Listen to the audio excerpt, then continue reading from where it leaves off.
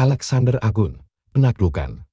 Dalam video berdurasi 60 detik, Alexander III dari Makedonia yang lebih dikenal Alexander Agung, Raja Kerajaan Yunani kuno dari Makedonia. Pada usia 20 tahun, dia meneruskan tahta ayahnya, Philippus II dari Makedonia, yang dibunuh pada pernikahan Cleopatra, Makedonia. Alexander menginvasi Kekaisaran Persia Ahamenia, Anatolia, serta memperlemah Ahamenia dalam serangkaian pertempuran penting, termasuk pertempuran di Issos dan Gaugamela. Ia kemudian menggulingkan Darius II dan Kekaisaran Ahamenia secara keseluruhan. Setelah jatuhnya Persia, Kekaisaran Makedonia menguasai petak wilayah yang luas antara Laut Adriatik dan Sungai Indus. Alexander menginvasi India 326 sebelum Masehi. Atas permintaan pasukannya yang rindu kampung halaman, ia pun kembali ke Sungai Beas dan meninggal 323 sebelum Masehi di Babylon, sebuah kota di Mesopotamia. Napoleon Bonaparte, dari Korsika hingga Waterloo.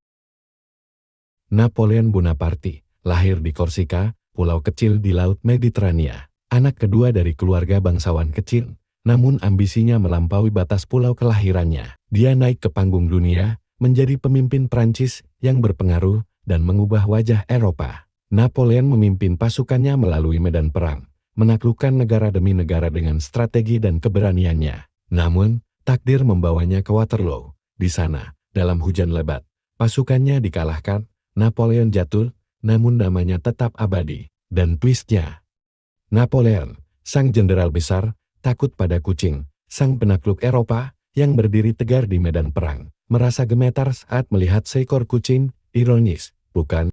The greatest painter in history, with only 15 works. He is often called a pioneer of paleontology, ethnology, and architecture. He is one of the greatest painters in history, even though he only has 15 works. He is Leonardo da Vinci. The Mona Lisa painting is his most famous work and is the most popular human portrait. The Last Supper is the most frequently recreated religious painting, while the Vitruvian Man is often considered a cultural icon.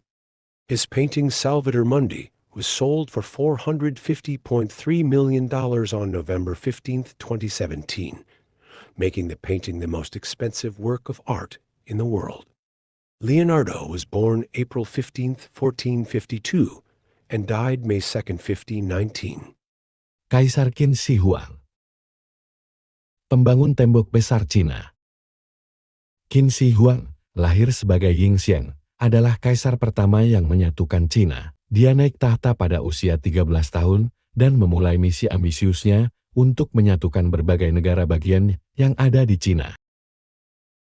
Dengan kekuatan militer yang kuat dan strategi yang cerdas, Yingzheng berhasil mengalahkan semua negara bagian lain dan mendirikan dinasti Qin pada tahun 221 SM.